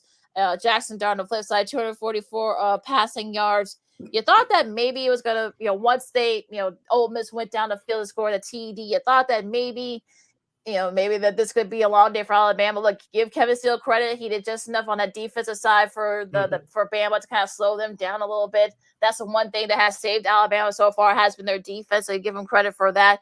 Lane Kiffin drops to 0-5 as a head coach against Nick Saban. Unfortunately he'll have to do it unless they face each other in the SEC championship game. They probably won't. But yeah, kind of interesting result. We'll see if Alabama could this be a start of a new role here. Yeah, that Milroe kid, that quarterback for Alabama, he struggled early, and the running Rebels defense took advantage of that with a couple of turnovers. But you could tell in that second half, you mentioned that the Crimson Tide defense made life a living hell for Jackson Dart, and you could tell that he was running like his head was caught off. Ole Miss could not get the running game going. The passing game was a struggle as well. That Alabama defense turned up, as the kids would say in that second half, just limited Ole Miss to just 3 points. Very interesting game there. Interesting game here. People were kind of teased this kind of like the Pac-2 Bowl. I don't know why people called it that. We always said this was going to be a high-scoring game, and again, that was just that. Washington State held off Oregon State 35-38, I should say. DJ Uwolde had 198 yards and a TD. Deshaun Fenwick, best ever, 101 yards and rushing yards and 3 rushing touchdowns. But Cam Moore was a star here. He threw for 404 yards and 4 TDs. He also had a rushing touchdown. And it was, like I said, it's going to be their defense. Kyle Williams had 174 receiving yards and 1 TD. Josh Kelly had 159 receiving yards and 3 TDs for Wazoo. But like I said, also too, it was really the defense, and especially late. And it was kind of like I said, it's going to be a high scoring affair, and that's their credit. But yeah, Sam Lockett Jr. Had that interception that kind of locked it down for the Cougs. Yeah, you mentioned Washington State dominated the first half, scoring 28 at 38 points in the first half. And like you said, when Oregon State were making that comeback in the fourth quarter, what does things do to kill momentum on the other side is turnovers. And like you said, the Cougars got that big turnover at the end to hold up Oregon State. As you mentioned, both these teams can put up points. And like I said, Oregon State can win all kinds of ways as well. Like you said, they struggled offensively to start the game, but they finally woke up in the fourth quarter. And like I mentioned, Washington State, sometimes when these things happen, you got to find a way to stop the bleeding. They did with that big interception at the end. Yep. They could be a sleeper too in the Pac-12. Talking about Wazoo, so the team to look out for. And Oregon State will probably still be up there as well. Oklahoma, North Carolina, Duke, and Miami, no trouble. And Tennessee, I should say, and also Florida too. They had no trouble with their opponents. Some of the other non-top 25 games. Northern Illinois loses a tough one to Tulsa at home, 22-14. They had their chances. Yeah, that was pretty. If you got a chance to watch that game on CBS Sports Network, Illinois. Almost lost to FAU. They had to again, kind of a slow start again, but they end up winning 23-17. Yeah, Altmaier, the quarterback for the Fighting Illini, looks like he's starting to prove a little bit, but he's got to cut down on those turnovers. And also the Fighting Illini, they got to get a consistent running game going, because remember, that was one of the things that propelled them to that surprising record last year, playing strong defense and running the ball consistently last year. They haven't done that so far this year. Most of that has been due to bad quarterback play from Altmaier, Lakina, but they held off against they barely won because they were playing a bad team. But you saw what happened a couple weeks ago against Penn State, even though they were trailing most of that game. When you turn the ball over against better teams, they take advantage of it and put the knife in your heart. And so Illinois survived it yesterday, but they still got a lot of work to do. Maryland, no trouble with Sparty. Nebraska, they've won 2 in a row, beating La Tech. Kansas held off BYU 38-27. That was a pretty entertaining game, by the way, in the Pac-12. BYU's first game in the Pac-12. West Virginia beat Texas Tech. Iowa State beats Oklahoma State. Let's see here. Northwestern beat Minnesota. Northwestern was down 21 points, and they were able to come back and win it in overtime. See, these are kind of losses that can get a coach fired, PJ Fleck. Just yeah. And I like him too. Him too. But Indiana needed 4 overtimes to beat Akron, 29-27. The Fighting Mike Bermans, they're now Missouri. They're now 4-0. They held off Memphis in the Battle of the Tigers.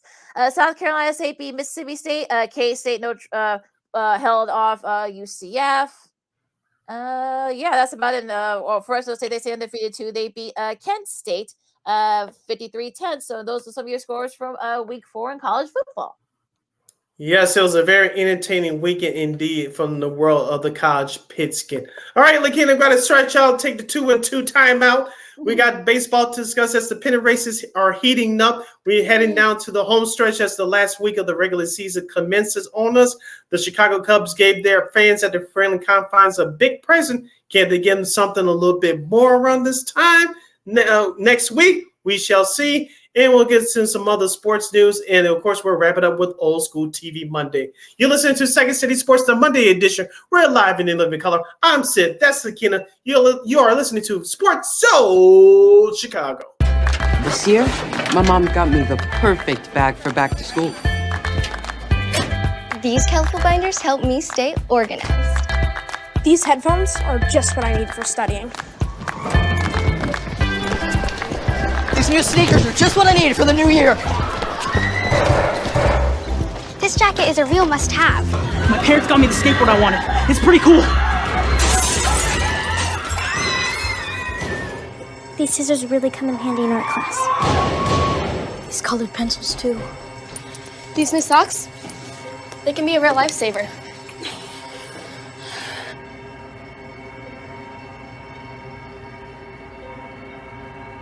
And I finally got my own phone to stay in touch with my mom.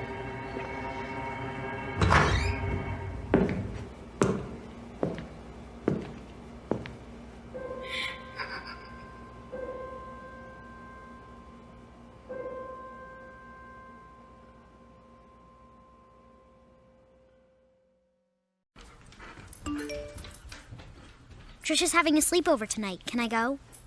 I wonder about Lucy's friends. What should I say? I know you're only 10, but one of these days a friend will offer you a drink. And alcohol at your age can lead to so many things. None of them good. So can I go to the sleepover? Lucy, I want you to promise me I something. finished my homework. Bigger promise. If there's any drinking, I want you to say, "No thanks, not my thing." Mom.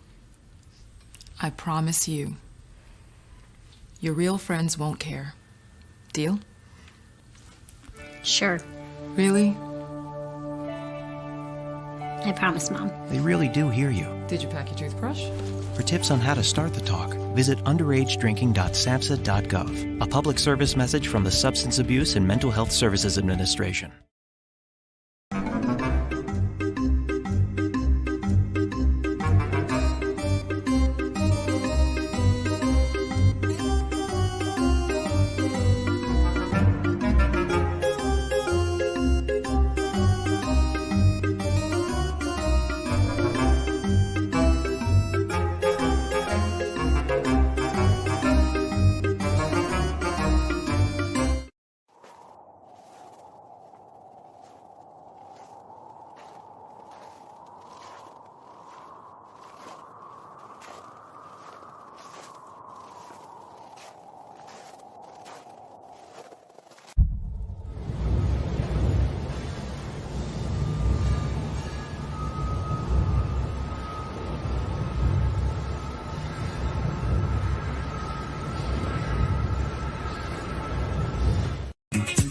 Hey, this is Dr. J, and I listen to Sean and Maya in the morning.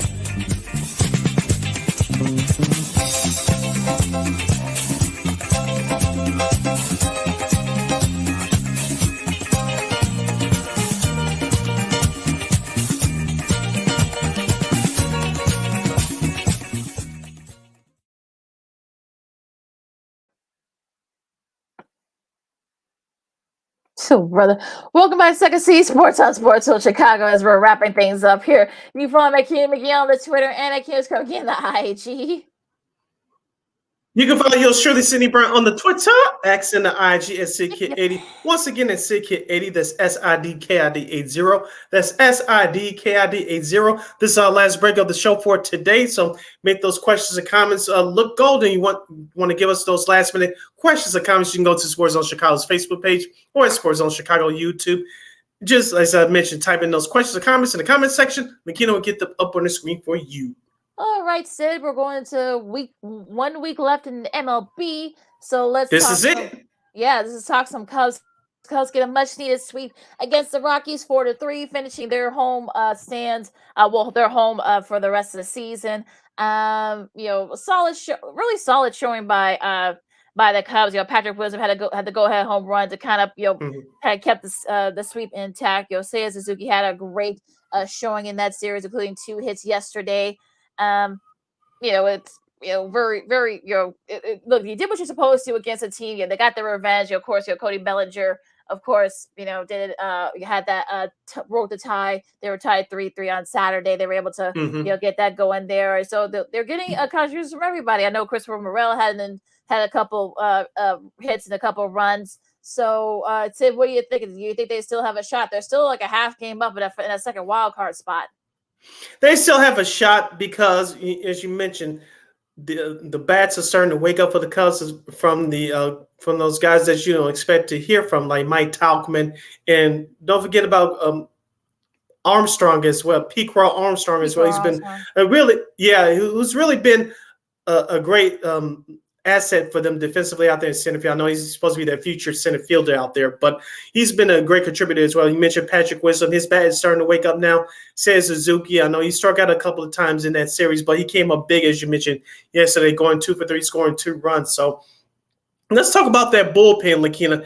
It saved the Cubs these last 2 games after pitching a shutout last Friday to win the first game of that series. The bullpen really held off Colorado both instances, yesterday and Saturday. The Rockies, in both instances, in both games, had the bases loaded. The Cubs bullpen found a way to get out of those jams. I'm talking about QS or Merriweather, who had to save yesterday. Those are types of things you need at this time of year because the sense of urgency is up, and you're this close to perhaps clinching a playoff spot with a couple other teams trailing behind you. So the Cubs needed that sweep, as we told you last Friday on the show, and you're playing playoff baseball starting now. It started a few weeks ago, but this is the nitty-gritty. This is the prime time of the season, and you need all cohorts to step up and play their part, and the Cubs are getting that right now despite their injuries. I know they're going to be facing Atlanta starting tomorrow, and I kind of feel like we're Atlanta's mindset is. We know Ronald Acuna Jr. Has had a great showing. He now has over 160 home runs, 160 stolen bases. At only 24, he's the first player to record such stats at the age of 25 or younger. He just turned 25. We just see what the Braves mindset is, going into that. But if you're the Cubs, look, you actually played the Braves pretty well this season. So hopefully, if you can just win 2 out of 3, I think that would help a little bit. That can go a long way. So, excuse me, we'll see what happens with that. You want to talk about your White Sox, Sid? Luis Robert unfortunately injured his knee still in the base yesterday. Good grief, in the rain. Oh, boy. Yeah. But the good news on the flip side is the White Sox take 2 out of 3 from the Red Sox. So, and the scheduling change for the White Sox. To me, people don't care, but we got to report the news on this show. The Arizona Diamondbacks were supposed to travel here to Chicago to take on the White Sox for 3 games, but since the weather's been bad on the East Coast, they're playing a makeup game as we speak right now against the New York Yankees. Of course, they trailed the Cubs for that last spot in the wild card chase.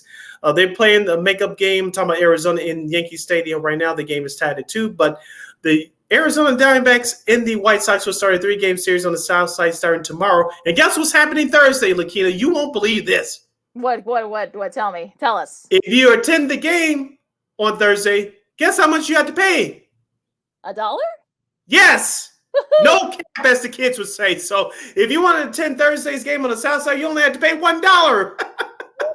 Well, that's how bad it's gotten for the White Sox. My goodness.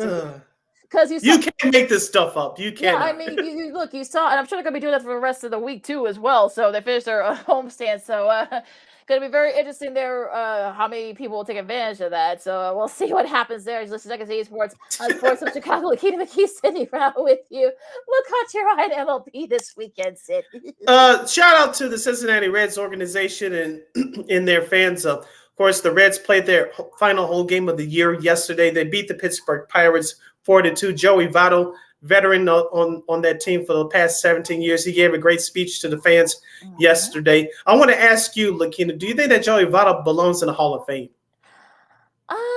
Yeah, that's a tough one. He's one of those Hall is very good guys. Maybe not necessarily like Hall of Fame worthy, but I think he might be one of those guys that Bobby could get in maybe through the veterans coming out. He's going to get in through the main ballot. So, but he's got the numbers, I think, to prove it. So he definitely will get in. You may have to wait a little bit. May have to wait a while, but yeah, I think he's definitely right there. Plus, what he's done for that organization, especially. So, kind of kept them afloat through some of those lean years. Now they're kind of. I don't think they'll make the playoffs because there's so much that has to happen. But I think he's definitely right up there. I think he's definitely in the team picture. I think. Because I was watching MLB Tonight last night. Greg Amsinger and Cliff Floyd, Chicago's very own, by the way, they were debating that, and Todd Helton's name was brought up. Of course, Todd Helton, I think, is a slam dunk for the Hall of Fame. And Greg Amsinger brought up a great point. He said that Todd Helton was a slam dunk for the Hall of Fame. He said the main reason why was because he played at Coors Field. I said that's true, but I thought that Cliff Floyd brought up a great point about Joey Votto. Cincinnati did go to playoffs a few times early in his career. I'm talking about Joey Votto's career, but they really haven't had much of success until this year. Yeah. So that they'll probably be used against him. Unfortunately, but like you said, Votto has the numbers. I think he'll get in. He's just gonna have to wait his turn. I think that other guys actually with better numbers, probably with more team success, will get in before him. Yeah, I think that's going to be the thing that's going to kill him, was because they did go to the playoffs the first few years. He was he played there, but they just hadn't gotten anything a good playoff run in them. So yeah, we'll see what happens there. Staying in NL Central, of course, the Brewers clinch a playoff spot. Congrats to them. They helped the Cubs out a little bit, winning 2 out of 3 against the Marlins, so that helped them a little bit as well. They're 16. They can clinch the division tomorrow. Yeah, they can. So yeah, the match number is 1 for the division, so they could. So there. Also, Minnesota won the AL Central. All right, okay. but a lot to still be decided on the flip side, though, especially in the AL West. Just a little crazy thing here. They swept my Mariners. Yeah, Brandon Schultz gave you a message in the comment series. Yeah, Lakina, your Mariners playing. They played the Astros Brandon. Starting tonight, but they got swept by the Rangers over the weekend. I'm not gonna say that's the end for Seattle. I think it's the end for them as far as the division, but they got to battle Toronto for that last wild card spot. Them in Houston for the last wild card spot. It's going to be very tough. I think it's going to be tough all around. I mean, look, that they just got them over the weekend. They're look. I mean, I thought that maybe with the Rom being out, I thought maybe they weren't going to do. But look, you give them credit for staying with it. So they're still right there. And of course, how's your Houston Astros there, Mr. Schutz? If you want to look, Lucy, you got swept by the Royals. Really? Come on. Like, are you serious at home? Are you serious right now, Houston? I mean, what the heck happened there? But it's getting kind of wild. He gave up 4 home runs to boot in that game that culminated in that sweep. So easy there, Brandon. I'm just saying, but still a lot to be decided in that AL West, so a lot can still happen. But yeah, it's getting a little crowded there. But yeah, I think some of the other races too. I think the NL West as well. Well, I mean the NL wild card, I should say. I know the Dodgers already have the West on lock. They clinched like 2 weeks ago, but still, you still got the Phillies and the Marlins, and also of course, the Cubs and the Reds, and of course the Diamondbacks, Padres, and the Giants all vying for those 3 wild card spots. So gonna get a little bit interesting there too. Yeah, Philadelphia has to fast track on that top wild card spot. They did sweep the Mets over the weekend, winning all 4 games at home at Citizens Bank Ballpark. As we said early in the year, Lakina, it looks like they finally get into form right now. Watch out for the Philadelphia Phillies. Of course, they were in a World Series against the Astros last year before bowing down to them in 6. But that starting pitching starting to heat up for Philadelphia. Those bats are starting to wake up as well. You still have Kyle Schwarber, Bryce Harper. Don't forget about JT Realmuto, their catcher. So, yeah, and Trey Turner. So, and this, as I said before, this is the prime time of the season. Your veteran is going to have to step up. And so far, the Philadelphia with their bats are doing that. Yeah, so it'll be very interesting there too. We'll go through some of the games. There, we're going to go show you the ones that are of significance tonight. You got Texas and the Angels. We'll see what the Angels' mindset is. I'm sure they would love to play for Texas. Houston, Seattle. They start a 3-gamer that could probably perhaps maybe decide perhaps if not the division, but definitely one of the wild card spots. So that's gonna get very interesting. This is it for Seattle. This will decide their playoff fate. Absolutely. Cincinnati and Cleveland. This is tomorrow's games. Philadelphia and Pittsburgh. I'm sure Pittsburgh would love to play spoiler for Philly. I'm sure. I think if Philadelphia wins that game tomorrow, they'll clinch. Yeah, I think so. I think they're up by like 4 games. I think, if I'm not mistaken, Sid, in that division. For that first wild card. For the first wild card. I think they could probably clinch it. They could probably clinch it. I think tomorrow, should they win it. Toronto hosting Yankees, so that's definitely needs help there for their chances. The Marlins go on the road to face the Mets. Tampa Bay and Boston. Still a lot to be decided, clinching wise among that AL East. Of course, we'll see where the Braves mindset is. Of course, they host the Cubs starting tomorrow. Milwaukee, they can clinch tomorrow too as they face St. Louis. And of course, Texas continues their series against the Angels and the Padres and the Giants. And Houston, of course, and Seattle, they continue their series. Yeah, so it's going to be a lot of scoreboard watching there. And don't forget to the Los Angeles Dodgers, even though they clinched the NL West, they'll travel to Colorado to face the Rockies. They have a doubleheader in the Rocky Mountain State starting tomorrow. And don't forget, the Dodgers and the Braves are battling for that top spot in the National League. So it looks like it's going to be the Dodgers and the Braves getting those first-round buys in the National League. So those 2 teams will not have to play in the wild card round. And for your TBS games tomorrow, of course, you got the Braves and the Cubs. That's the first game of that TBS doubleheader. And, of course, the second game of the Houston Mariners series. I'll be staying up to watch that game. A lot to be decided there. And on Thursday, if I can get the Thursday schedule up for a second, anything of significance? I mean, Arizona, of course, will continue their series against the White Sox. Because the White Sox play spoiler. Yeah, hopefully. Let's hope so. Let's hope so. Texas and Seattle will be finishing up their series, their 4-gamer. Toronto and of course the Yankees will be finishing up their series as well. So like you said, there's going to be a lot of scoreboard watching these next few days. So and a lot of these could be seesaw in the wild card spot. So and the AL West too. So it's going to get very interesting. Yes, it will be interesting. That's your schedule for Major League Baseball for this early part of the week as we head down the home stretch for the last week of the regular season. Don't forget the MLB playoffs will start October 3rd. Of course, we'll preview the last weekend series of the season on Friday. And of course, we'll give you the lowdown of what the playoffs field should look like next week as the playoffs start. Because don't forget, as we said before, the MLB playoffs start with the wild card series on October 3rd. So that's your schedule for the MLB for this upcoming week. As you're listening to Second City Sports on the Monday edition right here on Sports Zone Chicago, we're live and in living color. Sid and Lakina hanging out here with you. All right, so we got a few minutes left before we go to Old School TV Monday. I know you got some other stuff you want to share, please. Like I said, I saw this all over social media yesterday, and congratulations to our guy, Mr. Jared Payton. Of course, his father is the late great Walter Payton, Pro Football Hall of Fame running back.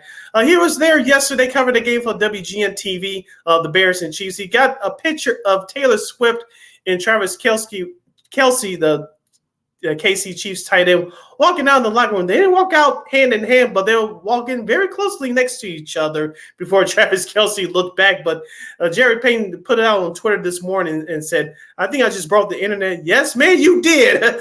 But, yeah. Lakina, do you care anything about this silliness with Taylor Swift? I know she's dating an athlete, but I'm kind of getting annoyed by it. That's just me personally.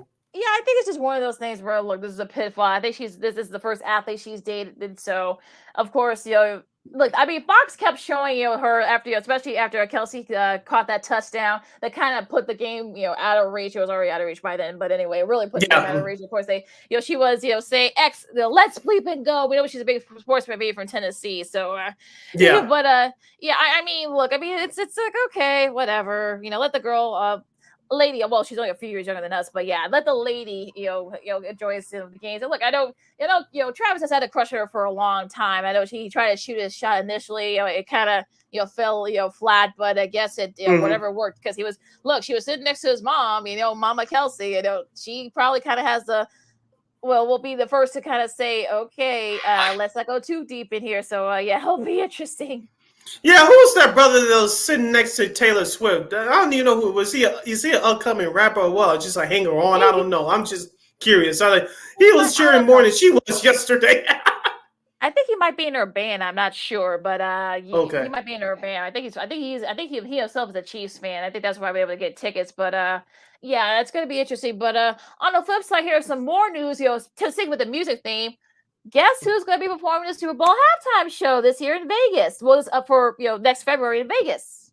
Usher, yay! Yes. The NFL and Apple Music made the announcement early yesterday morning. The 8 Grammys I think he's won, I believe, is going to be playing the Super Bowl halftime show, and of course, it feels like Usher's been kind of been disrespected the last few years. I think. People want to kind of like cast him aside and such, but someone actually posted his catalog of music, and it's about 15 songs that like most of them actually went to like the top 5. I think like 4 of those songs hit number 1 from one album. I think he's got the catalog to do a Super Bowl halftime show. What do you think? Yes, he does. Yeah, let me remind you folks, especially you younger listeners and viewers out there. I remember him. Remember he did that song, Lakina? He wasn't as big yet, but he did a song for that Janet Jackson movie, Poetic Justice, back in the day. I know he didn't get much attention at the time. He wasn't big yet, but remember that next year, his debut album, which was produced by Puff Daddy at the time and Devontae Swinger, that R&B group Jodeci in 94. I think he was like 16 years old at the time. I've been with him since 1994, so me and you are the same age. We go back with him. So that's been over 25 years, Lakina. So I remember that when BET was the only one in his corner in those first couple of albums. And this was before MTV and before VH1 came knocking on his door with that next album. Of course, he dated Chili from TLC, that famous pop female R&B group. But like you say, just from the 90s alone, he has a catalog to do a halftime show. So, but I think the question is, who's going to, you're going to have some guest stars, some more acts will probably be announced between now and perhaps the end of the year. But do you think it's going to be easy as people think, or do you think I think he's going to have a couple surprises, but I think that you can see at least 2 or 3 acts, hopefully they're not bigger than him, but come in and do a guest verse or something. I can see Ludacris doing something like that. I was going to say Little John, he had that song, almost 20 years ago now. I can see that happening, but I don't think Chili from TLC is going to make a surprise. So people think that's going to be a surprise. I don't think that's happening. I think it's safe to say that. But do you think you will have any more surprises from different types of artists from other forms of music helping him out? I think it's possible. I think Missy Elliott, I think that's probably one person that could be a future act for the Super Bowl halftime show, because she helped out Katy Perry a few years ago. Yeah, she has a long catalog of music that she has written and produced and sung herself. So she's got a pretty long catalog herself. I mean, if you want to switch genres, I'm trying to think. Maybe Chris Stapleton. I can kind of see those two kind of like performing together. Maybe I'm trying to think who else. Who has like a Vegas residency right now? I don't know. I mean, look, like I said, I'm sure there's going to be some more acts that are going to be announced. I'm sure there's going to be some acts that are going to be, going to keep very close to the vest. Of course, you want to kind of keep it surprised. Plus, it's Vegas, too. You might see David Copperfield doing some magic, illusion tricks around Usher for some of the songs. So, look, they're going to go all out. It's going to be in Vegas, so they're going to go all out. So, it should be a fun halftime show. And look, like I said, we're a long ways away. It's not till February, so I'm sure we're going to be hearing like other musicians from different genres. So we'll see. Should be interesting. Should be fun. I just hope it's a hell of a halftime show. Lakina, I know the Super Bowl has become the #1 TV show in the United States over the past 25, 30 years, keeping up with the TV ratings and whatnot. And you have a lot of people that are hardcore sports fans like us that actually watches the game. And we'll check out the halftime show. But there's a lot of non-sports fans that use it as a social gathering. The only thing two things they pay attention to is the commercials and, of course, the halftime show. So I know they had, the time of the NFL, had a lot of some older artists too, but a lot of younger artists that cross over generations, at least what they tried to do. I know what they did a couple years ago with the hip-hop halftime show, which I thought was good, by the way, even though they were lip-syncing. But that's besides the point. But I thought the NFL knocked it out of the park there. But I want to see what they do with Usher. Hopefully they can keep him as the headliner. And I don't know if he's going to do all the medley of his songs. I'm sure he's going to do some what he did from the past 15, 20 years, but I want to see him do 1 or 2 cuts from his first couple of albums. That's just me being selfish. I don't think that's going to happen, but I'm just hoping for a great show. Yeah, I'm sure there's all going to be like bets as to whether or not what song is he going to do first. I mean, I think there's just so many catalog that he can use, and I'm sure there's look, I'm sure there might be like a co-headliner. I mean, look, Rihanna did pretty well by herself, and I think Usher will do just fine. I think, but I feel like unlike with Rihanna, I think they will have some special guests. I think just to kind of change it up a little bit. Like I said, it's Vegas, so they're going to have like all types of weird, crazy stuff. Yeah. So. Look, I'm sure we're gonna be hearing more and more about more acts perhaps gonna be joining him. So he's worked with a lot of artists and such. Or maybe Gwen Stefani, maybe so her name's been. That's not bad. That's not bad. Yeah, her name's being thrown around. Maybe John Legend, his name's being thrown around as well. So yeah, there are a lot of names, both mainstream that or who are around the same age as us, or will probably gonna be up there too. So yeah, should be interesting. So, but we'll see. Yeah, I think your leading candidates right now is Ludacris and Little John. Oh yeah, I think that would be silly if he doesn't do from with Little John and a couple other songs that he did with Ludacris. So I could definitely he was on that song too, talking about Ludacris. Yeah. Yeah, so I can see they're definitely gonna be singing that song. Will they play that one first? We'll see. But I mean, look, I'm sure we're gonna be hearing a lot more, more acts, being announced. So it'll be interesting. All right. Just a quick nugget from the sports media world. Looking, as you mentioned, the NBA basketball is starting. The regular season will start in less than a month from now. I believe Tuesday, October 24th, if I'm not mistaken. Today's the 25th, so we're a little bit less than exactly a month away from the regular season start. I know training camp starts later this week or next week, if I'm not mistaken, for many of these teams. But from the MSG Network, your home for the New York Knicks, the story comes out as they're reportedly considering Jeff Van Gundy and Mark Jackson for filling work this year.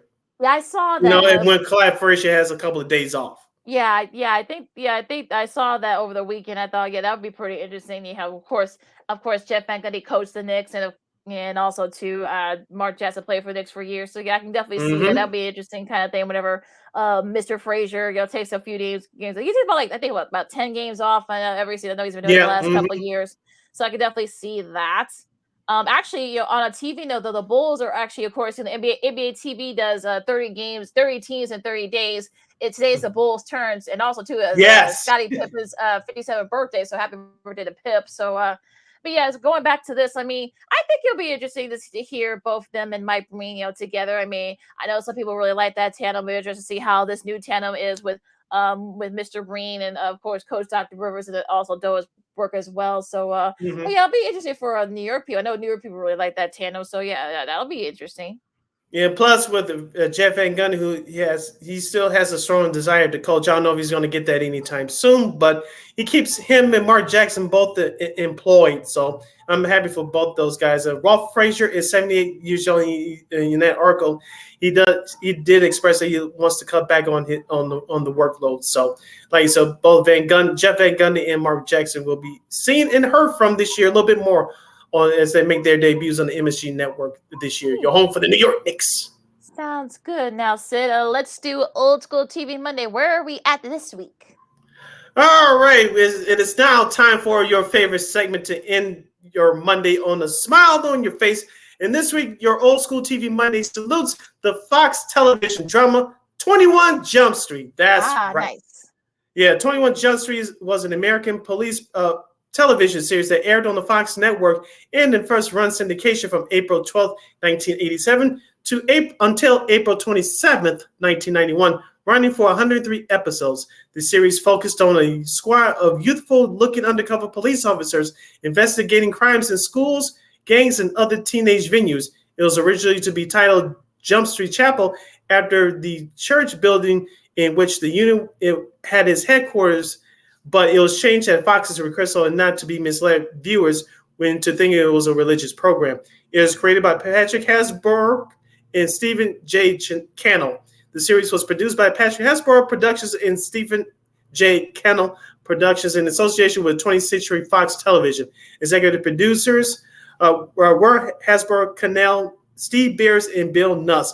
The show was an early hit for the Fox network, and it was created to attract a younger audience. The final season aired in its first run syndication, mainly on local Fox affiliates, and it was later reran on the Fox on the Fox cable network called FX from 1996 until 1998. The series provided a spark to Johnny Depp's acting career, garnering him national recognition as a teen idol.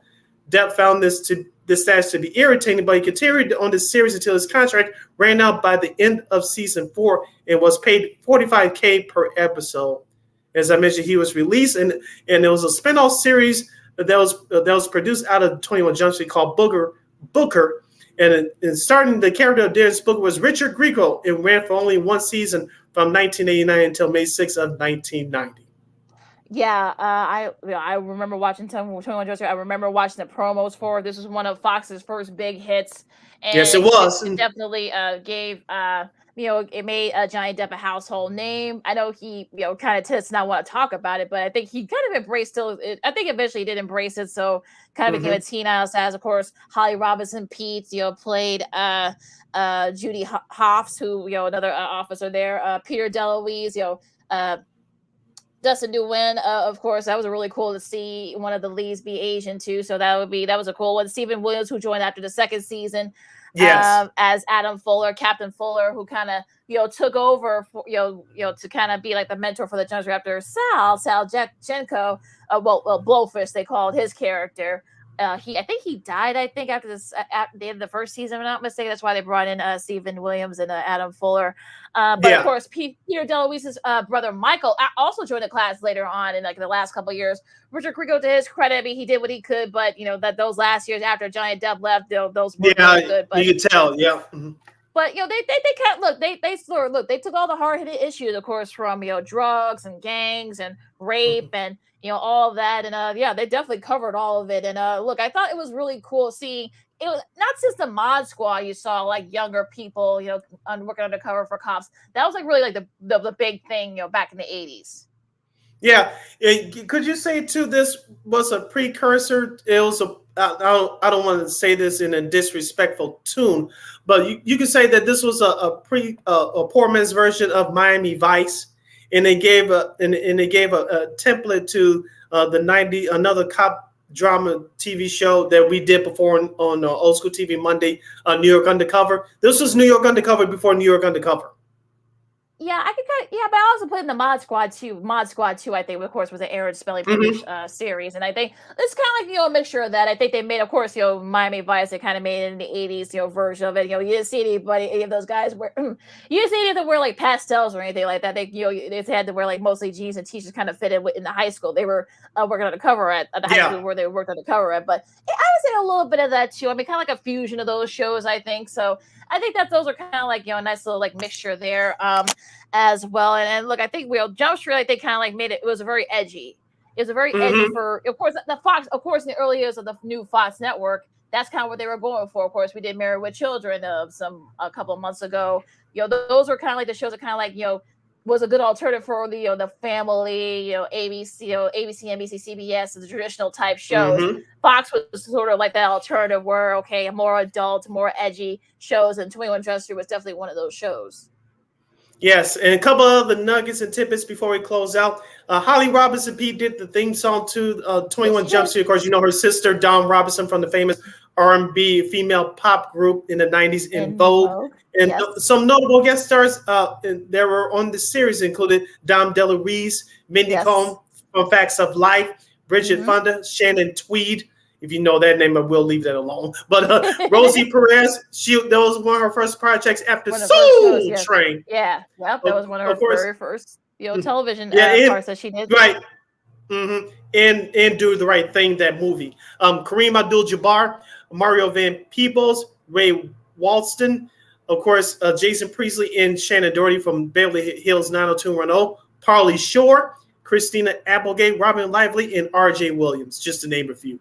Pretty good, pretty good list. It was kind of before they were stars sort of thing, with some of those names you mentioned. So it's streamed on Pluto TV, on Tubi, and I think it's on Peacock as well. So it's streaming for free in various places. So if you haven't seen, if 21 Jump Street is one of those shows where you haven't seen in a little bit, you can definitely, those are plenty of places where you can, and also on YouTube as well, of course. Yes, it's on YouTube. Yeah, there are plenty of places where you can stream the show, and also too, the movies are actually pretty good. I mean, it kind of sort of veered away from what the show was. I guess that was the idea, but You know, I thought the movies were pretty good, but but nothing will beat the original television series. Yeah, I was kind of hesitant to see the movie. That's why I know the movie was released back in 2020. I know they did a sequel, but you think I should check out the movie if I have time, Ken? Because I was very hesitant to see the movie.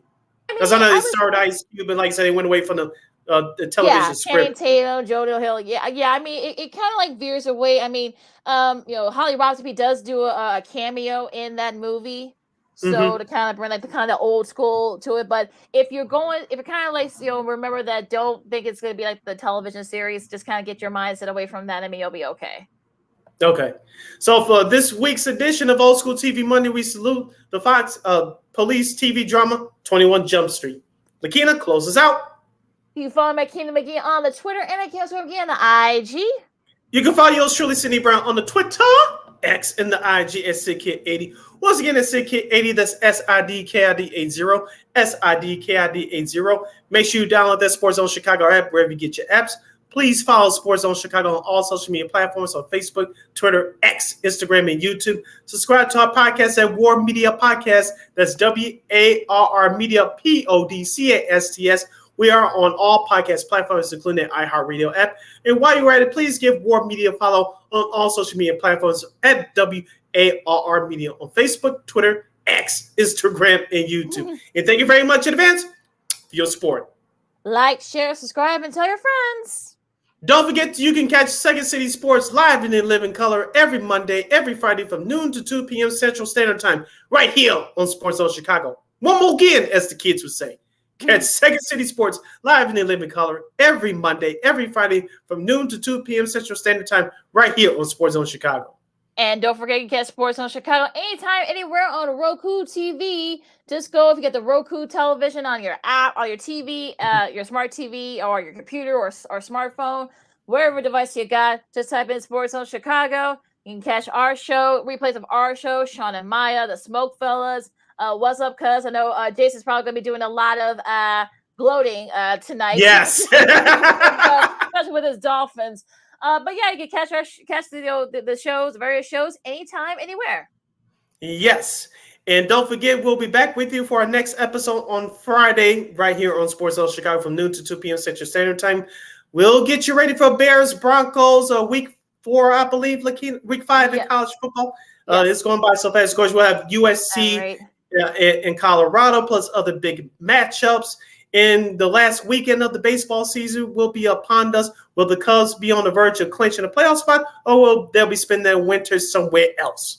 Also, the Ryder Cup will be starting this weekend as well. For the first time ever, it's going to be in Roma. It's going to be in Rome, Italy. It'll be the first time there on that course of Marco Simone Golf and Country Club in Godona Montello, which is just outside of Rome. So the first time will be in Italy. So that's going to be a lot of fun. I know some of the players are already on their way there, so it should be a lot of fun. So and also you got the WNBA. They're down to the Final Four. You got Connecticut Sun and the New York Liberty and the Dallas Wings and the Las Vegas Aces. I know the Aces won their first game. Connecticut won their first game. Both games are on Tuesday. So if you guys want to check that out, feel free.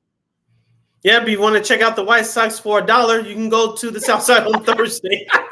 Yeah, $1, folks. That's all you're gonna. Yeah, $1. That's all you. That's all you. And on that note, you guys have a great week, everybody. And I know it's getting a little bit cooler with the fall air, so enjoy those pumpkin spice lattes and the foliage and all that stuff. For Sid, I'm Lakina, Second City Sports on Sports Zone Chicago, and we'll see you Friday. 21 Jump Street, holla.